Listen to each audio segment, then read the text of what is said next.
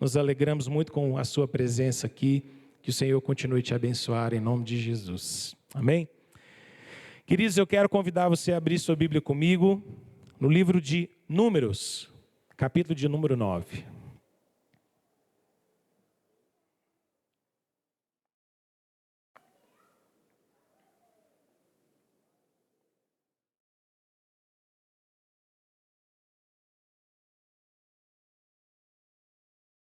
Números, capítulo de número 9. O livro de Números é um livro que muitos crentes pulam quando vão ler a Bíblia. Sim ou não? Muita gente pula. Mas não devia, não. Números 9, versículo 15 até o versículo de número 23. Esse texto que nós vamos ler nessa noite, ele tem um formato de uma canção. É possível que essa passagem especificamente, versículos 15 a 23, fosse uma canção cantada pelo povo do Senhor, enquanto o povo caminhava no deserto. E há uma estrofe que se repete por 3 vezes, no versículo 18, no versículo 20 e no versículo 23. Então quero fazer essa leitura dessa maneira. Eu vou ler os versículos e você vai ler o refrão junto comigo. Combinado? Eu vou te avisando a hora que você vai ler. Então acompanhe comigo na sua Bíblia ou mesmo aqui na tela. Diz assim a palavra do nosso Deus. No dia em que foi erigido o tabernáculo, a nuvem o cobriu, a saber, a tenda do testemunho, e à tarde estava sobre o tabernáculo uma aparência de fogo até a manhã. Assim era de contínuo. A nuvem o cobria e de noite havia aparência de fogo. Quando a nuvem se erguia de sobre a tenda, os filhos de Israel se punham em marcha. E no lugar onde a nuvem parava, aí os filhos de Israel se acampavam. Agora leia comigo 18. Segundo o mandato do Senhor, os filhos de Israel partiam. E segundo o mandato do Senhor, se acampavam. Só até aí. Por todo o tempo em que a nuvem pairava sobre o tabernáculo, permaneciam acampados. Quando a nuvem se detinha muitos dias sobre o tabernáculo, então os filhos de Israel cumpriam a ordem do Senhor e não partiam. Às vezes, a nuvem ficava poucos dias sobre o tabernáculo. Agora leia comigo. Então, segundo o mandato do Senhor, permaneciam. E segundo a ordem do Senhor, partiam. Às vezes a nuvem ficava desde a tarde até a manhã. Quando pela manhã a nuvem se erguia, punham-se em marcha, quer de dia, quer de noite, erguendo-se a nuvem, partiam. Se a nuvem se detinha sobre o tabernáculo por 2 dias, ou 1 mês, ou por mais tempo, enquanto pairava sobre eles, ou sobre ele, os filhos de Israel permaneciam acampados e não se punham em marcha, mas erguendo-se ela, partiam. Leia comigo de novo. Segundo o mandato do Senhor, se acampavam. E segundo o mandado do Senhor, se punham em marcha. Cumpriam o seu dever para com o Senhor, segundo a ordem do Senhor, por intermédio de Moisés. Vamos orar? Deus bendito, nós queremos guardar esse refrão no nosso coração. Segundo o mandato do Senhor, paramos. Segundo o mandato do Senhor, nos colocamos em marcha. Guia-nos, ó Deus. Guia-nos pela Tua palavra nessa noite. Guia-nos, ó Deus, pela Tua palavra nos dias que se seguem. Porque a Tua palavra é a verdade. Ela é como uma luz, como uma lâmpada para os nossos pés e para o nosso caminhar. Nós precisamos de direção do Senhor, ó Deus, a cada dia. Nós te rogamos que seja assim nessa noite. Em nome de Jesus. Amém. Nessas férias eu visitei junto com a minha família a cidade de Diamantina. Já está se tornando uma prática assim. Todas as férias a gente arruma pelo menos alguns dias para ir lá. E o que me encanta nessa cidade é a riqueza das cachoeiras que tem lá. São tantas cachoeiras que você não consegue nem decorar tantos nomes e tantos lugares, os mais lindos e surpreendentes. E dessa vez a gente estava lá, de férias, estava bastante frio, então pensar em cachoeira era quase que a última ideia que vinha à cabeça. Afinal de contas, a água de cachoeira em tempo de frio é congelante, e todo mundo sabe disso. Mas meu cunhado queria me fazer conhecer uma cachoeira chamada Cachoeira das Andorinhas.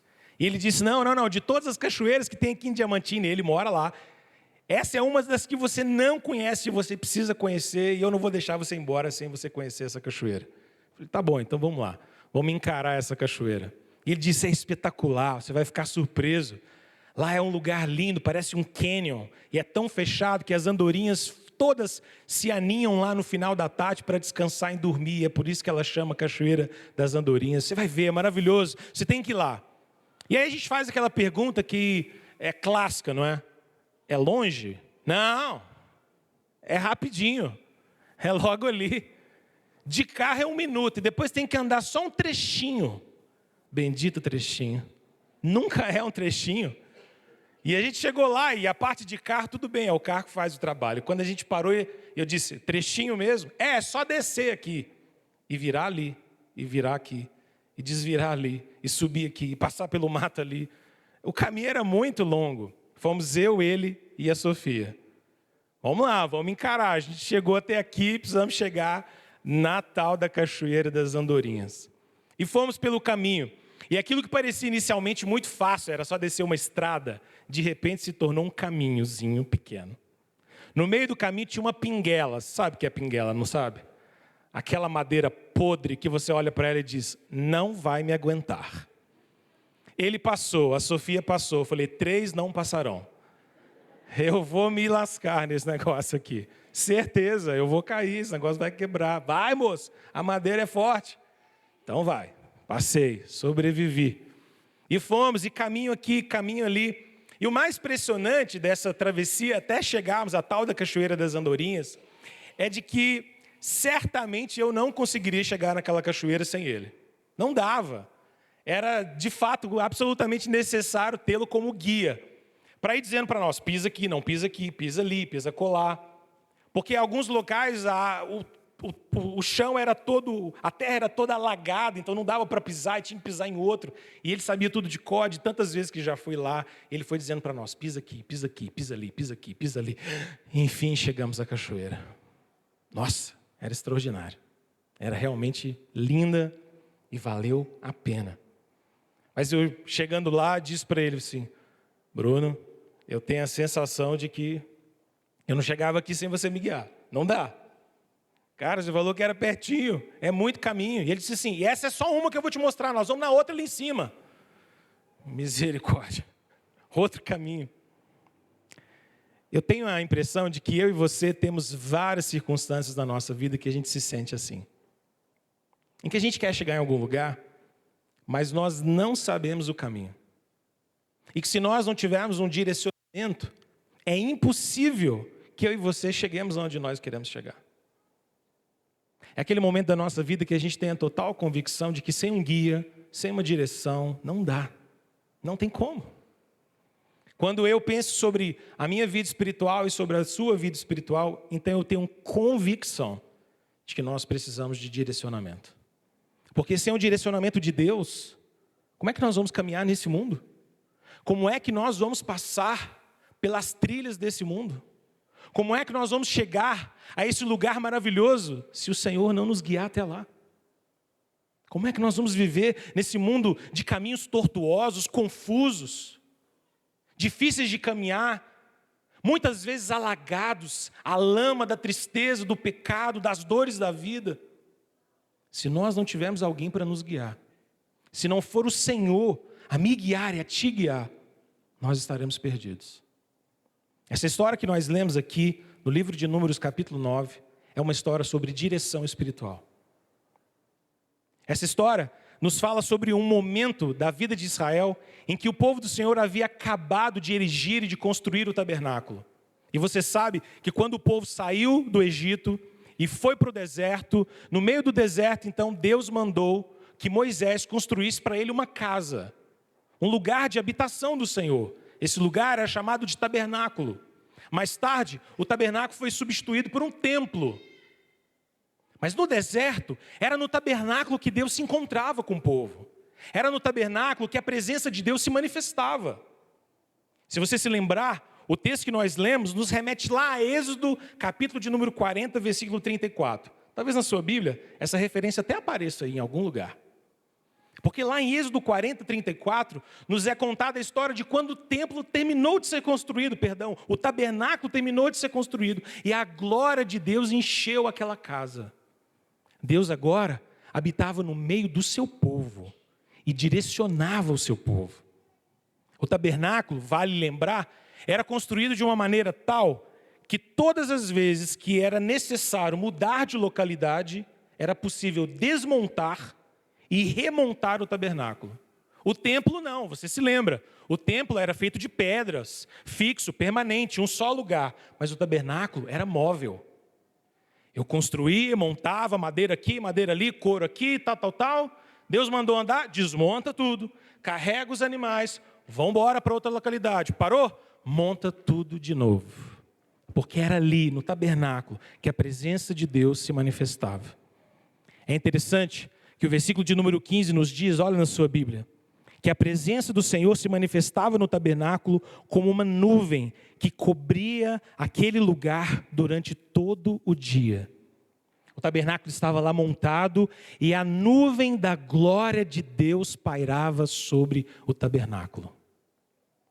De noite, aquela nuvem que tinha durante todo o dia um aspecto comum de uma nuvem, agora se tornava num aspecto de fogo. Olha o que diz a sua Bíblia. E à tarde estava sobre o tabernáculo uma aparência de fogo até a manhã.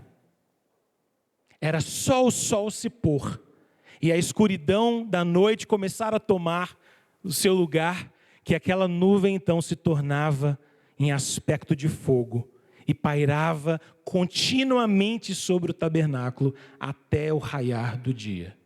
No raiar do dia, o fogo ia-se embora, a nuvem assumia o lugar, e era assim todos os dias. Moisés nos diz lá em Êxodo 40, versículo 34 em diante, que essa era a manifestação da glória de Deus sobre o seu povo.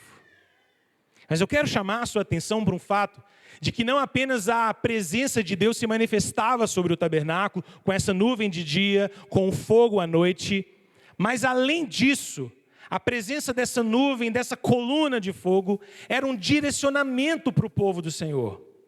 Porque quando, de algum momento, aquela nuvem que cobria se movesse, se erguia, então esse era o sinal de que o povo do Senhor precisava se colocar em marcha.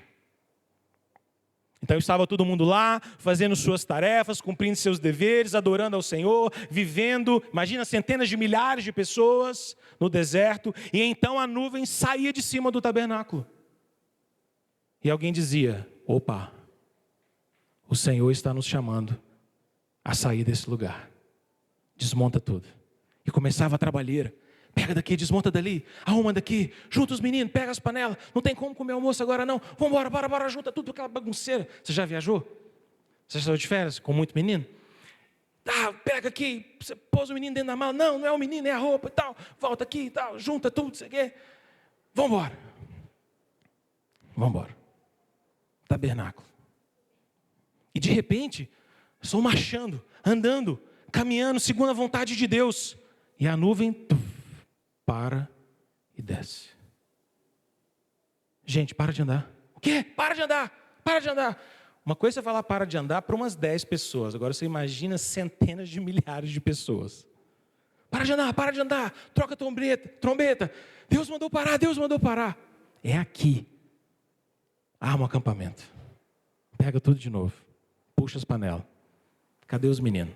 Prende o gado. Tudo de novo. Eu não sei você, mas para mim essa história é maravilhosa. E eu quero tentar te mostrar por que ela é maravilhosa. Mas a pergunta que eu e você precisamos responder quando nós olhamos esse texto é: por que o Senhor ensinava o seu povo dessa maneira?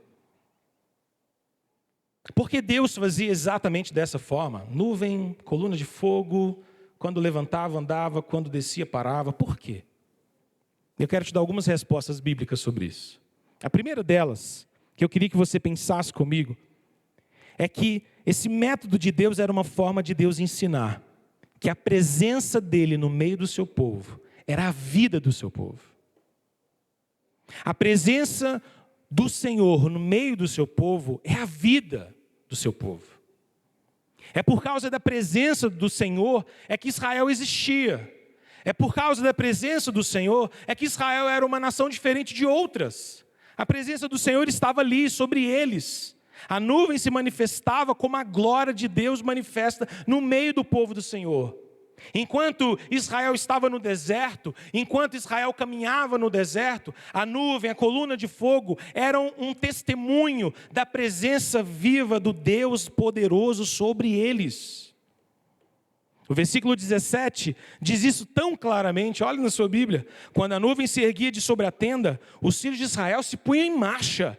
E no lugar onde a nuvem parava, aí os filhos de Israel se acampavam. A presença de Deus é a vida do povo.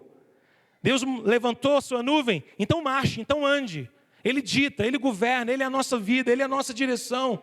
A nuvem parou, então pare, então acampe. Então aqui é o lugar onde nós precisamos viver.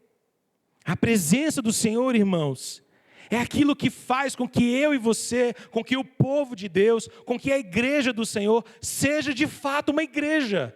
Tire o Senhor da minha vida, tire o Senhor da sua vida, tire o Senhor dessa igreja. O que é que sobra? Só um grupo de gente que se conhece e que tenta se relacionar. Tire Deus desse culto e ele não faz o menor sentido. Que gente estranha seríamos nós de sairmos todo domingo da nossa casa para nos reunirmos num salão como esse, cantar, ouvir uma reflexão em um livro, se Deus não existisse. Não faria sentido, faria? O que faz sentido na vida do povo de Deus é a presença de Deus, é a glória de Deus, é a manifestação de Deus no nosso meio. Era isso que Deus estava ensinando ao seu povo no deserto, e é isso que o Senhor está nos ensinando hoje. Se eu e você tentarmos viver no deserto dessa vida, sem a presença de Deus na nossa vida, na nossa casa, na nossa família, nos nossos negócios, nos nossos estudos, qual sentido terá? A presença de Deus é a vida do povo de Deus. Mas há uma segunda lição aqui. A segunda lição que eu vejo nesse texto é de que Deus ditar a direção do seu povo através da nuvem, dessa coluna de fogo, era uma maneira de demonstrar que a dureza do coração de Israel precisava ser substituída pela obediência sincera. Deus estava mostrando que a dureza de Israel, que a dureza do coração de Israel precisava ser trocada, substituída por uma obediência sincera. Se você conhece um pouquinho da história dos primeiros 5 livros da Bíblia, e na verdade de todo o Antigo Testamento, você sabe que por muitas vezes, talvez a maior parte do tempo, o povo de Israel não obedeceu ao Senhor. O povo de Israel ouvia a voz de Deus e dava de ombros. Ouvia os mandamentos do Senhor e desobedecia. Com essa lição, Deus estava como que dizendo a Israel: o coração de vocês, tão duro, tão enrijecido, precisa ser tocado por um espírito de obediência sincera. Esse coração duro precisa ser jogado fora. Esse coração duro precisa ser deixado de lado. O versículo 18 e 19 exatamente cantam essa realidade. Olha comigo na sua Bíblia de novo. No versículo 18 nós temos aquele refrão que eu te disse. Segundo o mandato do Senhor, os filhos de Israel partiam. Segundo o mandato do Senhor, se acampavam. O texto continua dizendo no versículo 18: por todo o tempo em que a nuvem pairava, permaneciam acampados. Obediência. Quando a nuvem se detinha muitos dias, então eles cumpriam a ordem do Senhor e não partiam. Dureza de coração deixada de lado, substituída por obediência sincera. Irmãos, esse é um detalhe desse texto que ensina a mim e a você a importância da dureza do meu coração e do seu coração também ser desfeita, ser quebrada, que o nosso coração de pedra se desfaça diante do mandato, da ordem, da voz de Deus, e que no lugar seja construído um coração sincero, que obedece a Deus. Irmãos, tantas vezes nós nos perdemos no caminho por causa da desobediência do nosso coração. O próprio povo do Senhor, o povo de Israel, que começou tão bem assim, quando o tabernáculo foi erigido, passou tantos anos no deserto por causa da desobediência do seu coração. Quem desobedece a Deus, caminha mais tempo no deserto. Quem desobedece a Deus, come mais pó na caminhada da vida. Caminha por caminhos que você não precisava caminhar. Porque você sabe a vontade de Deus. Porque a vontade de Deus está ali revelada, está ali explícita, está ali clara. Mas o coração insensato insiste em desobedecer o Senhor. E os caminhos que não são caminhos do Senhor, são caminhos tortuosos.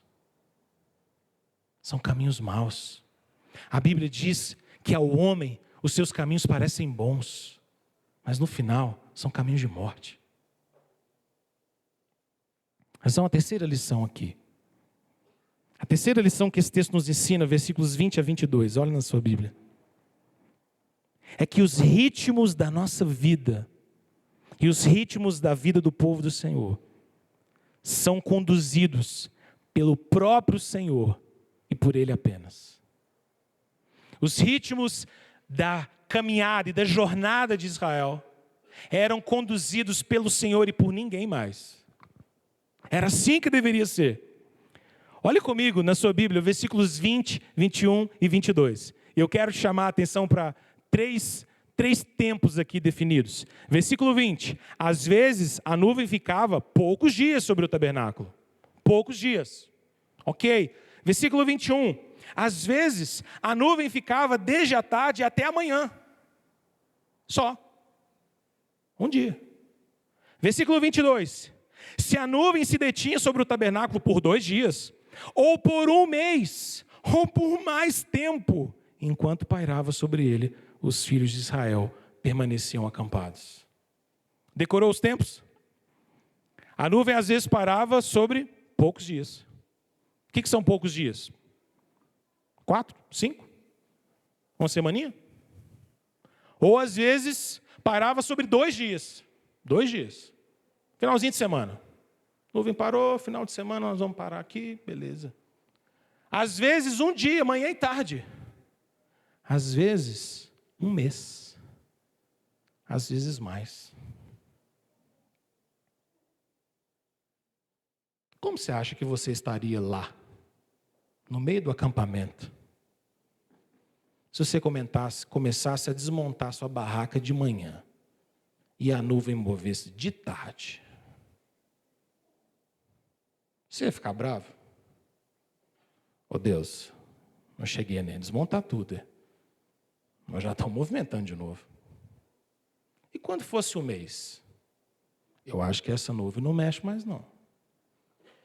Tem sempre alguém que fala essas coisas, né? Antigamente era uma semaninha.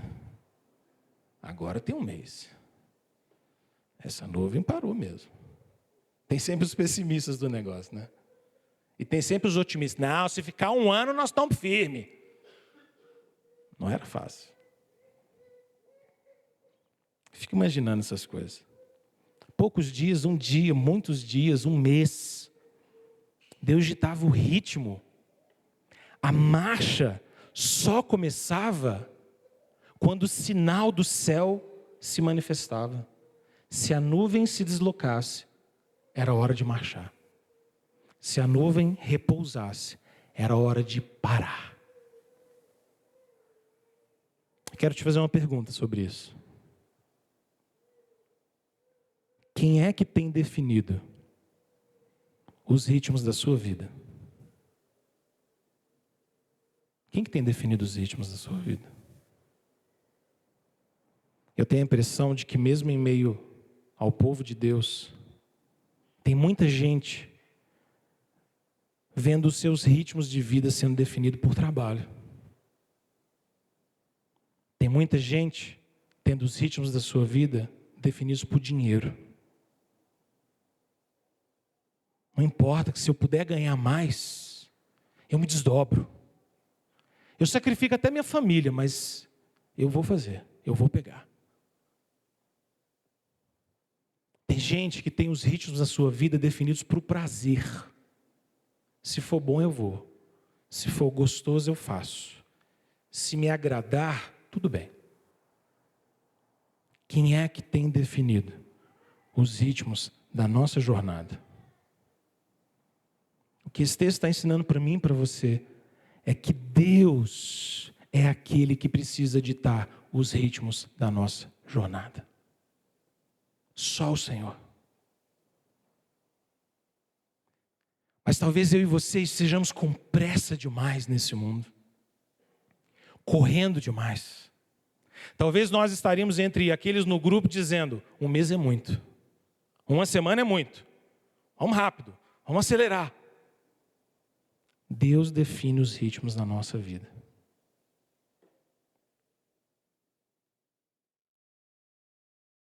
Está preparado para que coisas na sua vida, ou respostas de oração na sua vida, não venham com menos de um ano?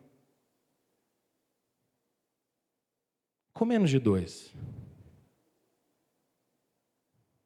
E se Deus não responder algumas coisas que você esperava?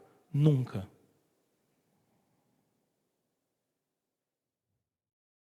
São os ritmos de Deus que devem guiar a nossa vida, irmãos. Não os nossos. Não os nossos. Essa é uma lição extraordinária desse texto. Quando Deus anda, nós andamos. Quando Deus dispare, nós paramos. Talvez Deus queira que muitos aqui essa noite parem. Deus falou tanto no meu coração nesses 14 dias de férias sobre parar. Parar coisas que às vezes são frenéticas na nossa vida. Talvez Deus quer que você pare para você ter mais comunhão com Ele. Talvez Deus queira que você pare para que seu devocional dure mais do que 5 minutos. Para que você se deleite na presença do Senhor. Talvez Deus queira que você pare, porque você está ganhando o mundo inteiro, mas você está perdendo sua alma. Talvez queira que você pare, porque você está ganhando dinheiro demais, mas você está perdendo seus filhos. Talvez Deus queira que você pare, porque você se tornou um herói no seu trabalho, mas um vilão dentro da sua casa.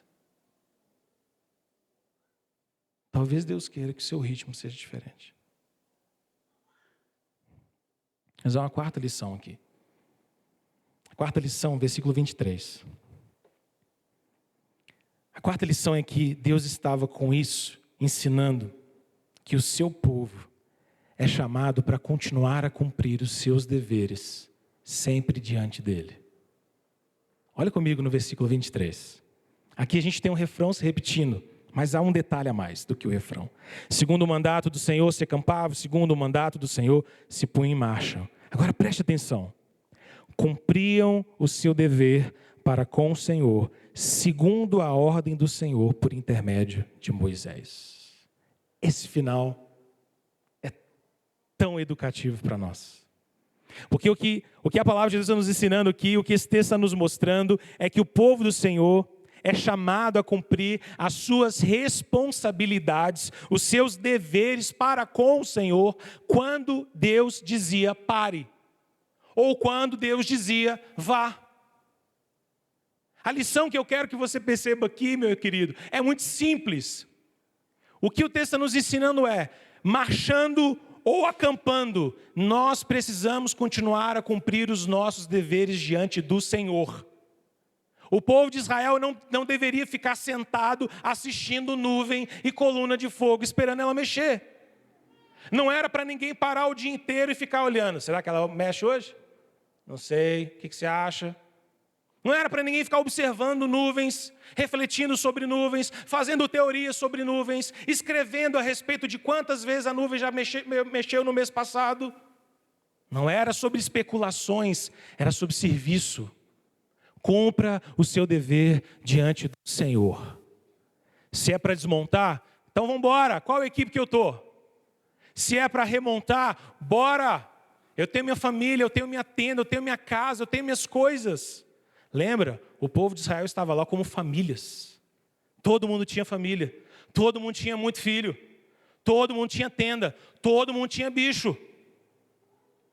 Tem que levar tudo, tem muita tarefa, tem muita coisa para fazer. Não dá para ninguém ficar especulando sobre a vontade de Deus, parar e ficar refletindo, elucubrando, viajando na maionese sobre o que Deus quer. Cumpra os seus deveres diante do Senhor. Tem muita gente que quer viver uma espiritualidade da nuvem, calculando a nuvem. Será que a nuvem mexe? Será que a nuvem não mexe? Esse fogo está mais forte hoje, está mais forte amanhã. Como é que é esse negócio? Deus quer que eu e você tenhamos uma espiritualidade do pé no chão, do dever cumprido. Nosso negócio não é saber se a nuvem vai ou não vai mexer hoje ou amanhã. O nosso negócio é saber que quando ela mexer, nós marchamos. Quando ela parar, nós montamos acampamento. Cumpra seu dever diante do Senhor. Não existe uma espiritualidade que não é prática. Espiritualidade que não é prática é uma espiritualidade abstrata, de meras reflexões, de meras ideias, elucubrações e sonhos humanos. A religião que importa ao Senhor é aquela que move o nosso coração para a prática. E coloca a gente, cumpra os seus deveres diante do Senhor. Ore, clame ao Senhor, vá para o seu quarto, se ajoelhe, peça a presença dEle, peça ao Senhor para mudar a sua família, peça ao Senhor para consertar as coisas da sua casa, peça ao Senhor para abrir um negócio novo na sua vida, peça a Deus para clarear as coisas no seu coração, mas depois que você terminar de orar, meu querido, levante e vai cumprir os seus deveres, que ninguém vai fazer isso para você. Deus realiza e cumpre a sua vontade por meio da nossa vida em obediência a Ele. Cumprir o seu dever para com o Senhor. Essa é a quarta lição desse texto. Mas eu quero terminar fazendo você pensar sobre como essa realidade é tão presente na nossa vida hoje. Porque se nós parássemos aqui, talvez você poderia sair daqui pensando, poxa, mas hoje não tem nuvem, né? Não tem uma nuvem aqui sobre a IPE pegando fogo hoje à noite. E nem vai ter amanhã. Como é que a gente vai caminhar? Interessante, porque o Evangelho de João, capítulo 1, versículo 14, diz o seguinte: o Verbo se fez carne e habitou entre nós, cheio de graça e de verdade, e vimos a sua glória, glória como do unigênito do Pai. A palavra ou o verbo habitou, que aparece em João 1,14, poderia ser traduzido como tabernaculou-se. Ou de maneira simples, o verbo se fez carne e se tornou o tabernáculo de Deus entre nós. Eu e você não temos um tabernáculo mais no deserto, feito de madeira, de couro. Eu e você temos Jesus. Jesus é o tabernáculo vivo, que respira, que anda de Deus. Jesus é a presença gloriosa de Deus no meio do seu povo. A promessa que Yahvé fez a Israel no Antigo Testamento se cumpriu plena, totalmente em Jesus. Jesus é a presença de Deus em nós. Ele é o nosso tabernáculo santo. Ele é a nuvem de dia. Ele é a chama de fogo de noite. É Ele que nos guia. É Ele que nos direciona. É Ele que dá direção ao meu coração e ao seu coração. E Jesus é esse Senhor que exige de mim e de você obediência a Ele. Em João 14, 21, ele diz: aquele que tem os meus mandamentos e os guarda, esse é o que me ama. Jesus exige toda a obediência, porque Ele quer conduzir a minha vida e a sua vida, porque nós pertencemos a Ele. Nós somos dele, Ele é nosso. E é Jesus quem precisa ditar os ritmos da nossa vida. A palavra de Deus nos diz em João 16, 13, que o Senhor Jesus nos guia por intermédio do Espírito que em nós habita. O texto diz: quando vier, porém, o Espírito da verdade, Ele vos guiará a toda verdade. Irmãos, hoje nós não esperamos uma nuvem se mover, nós não contemplamos uma chama de fogo sobre o tabernáculo, mas nós temos a presença do Deus Espírito em nós, nos guiando, nos direcionando por meio da palavra de Cristo revelada a nós. Nas Escrituras, a verdade de Deus e o Espírito como que tira as escamas dos nossos olhos e nos faz enxergar na verdade de Deus, a direção de Deus para nós. Ele nos guia, Ele nos dá o caminho, Ele nos dá a direção. Jesus é quem deve ditar os ritmos da nossa vida. É Ele, irmãos. E nós fazemos isso indo a Ele em oração. E nós fazemos isso indo a Ele em leitura da palavra e em submissão, quando eu e você abrimos nossa santa palavra em casa e lemos a palavra do Senhor e dizemos: Espírito de Deus, ilumina o meu entendimento, e oramos ao Senhor e pedimos: Deus, guie a minha vida, e pela palavra dEle Ele nos orienta, Ele molda o nosso coração, Ele quebra o nosso caráter, Ele nos molda conforme Jesus, e a nossa vida passa a ser guiada por Ele. Mas, querido, se Jesus não for o seu guia na trilha dessa vida, você vai acabar perdido. No final não vai ter cachoeira nenhuma, não vai ter paraíso nenhum. Tem muita gente caminhando seus próprios caminhos.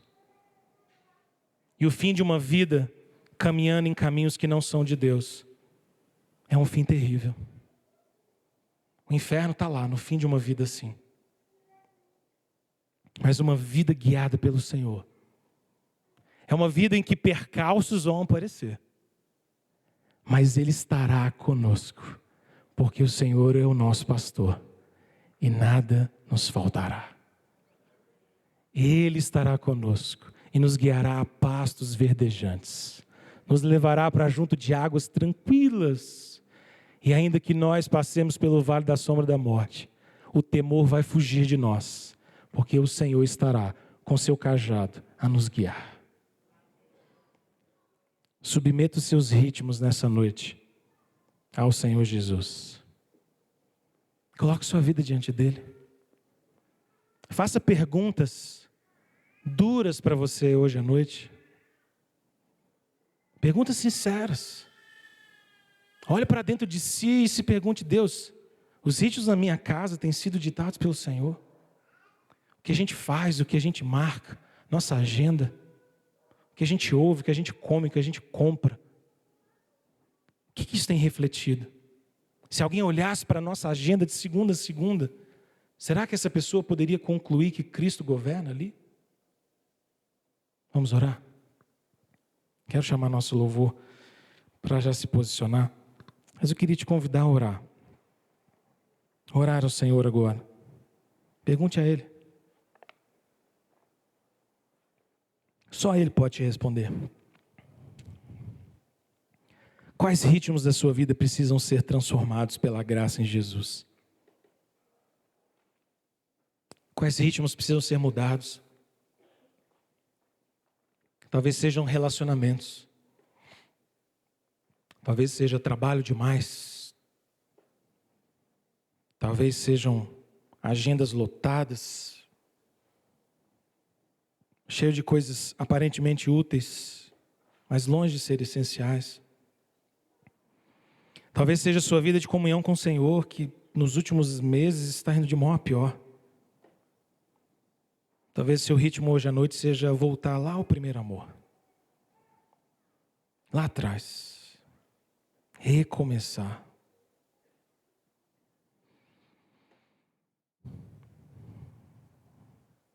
Deus, tenha misericórdia de nós, Pai, nessa noite. Porque é tão maravilhoso saber que o Senhor nos dá ritmos e o Senhor está sobre nós. E o Senhor define a nossa marcha ou a nossa pausa. Mas, ó Deus, temos que confessar tantas vezes como que desconsideramos o direcionamento do Senhor e caminhamos por conta própria. Livra-nos, ó Deus, da dureza do coração. Livra-nos, ó Deus, de caminhos que não são seus, ó Deus. Caminhos que nos parecem tão bons e que o mundo às vezes aplaude e celebra, mas que o fim deles é morte. Deus, Senhor, nós não queremos caminhos nossos, queremos caminhos seus. Ó Deus, nós não queremos trilhar uma vida tão cheia de compromissos, tão cheia de coisas e agendas lotadas e abarrotadas que não sobre tempo para estarmos com o Senhor, Deus. Nunca há tempo para estar na Tua presença, nunca há tempo para o Senhor. Nunca há tempo para quem nós amamos, nunca há tempo para falar sobre o Senhor para pessoas que precisam ouvir. Oh Deus, livra-nos de ritmos que não são do Senhor para nós. Derrama, Deus, a Tua graça sobre nós nessa noite. Ensina-nos a contar os nossos dias para que nós alcancemos um coração sábio. Essa é a minha oração, Deus, em nome de Jesus. Amém. Vamos ficar em pé. Vamos adorar o Senhor. Vamos deixar com que o ritmo desse culto essa noite nos leve mais uma vez a adorar ao Senhor com o nosso coração, com o nosso canto, com a nossa voz.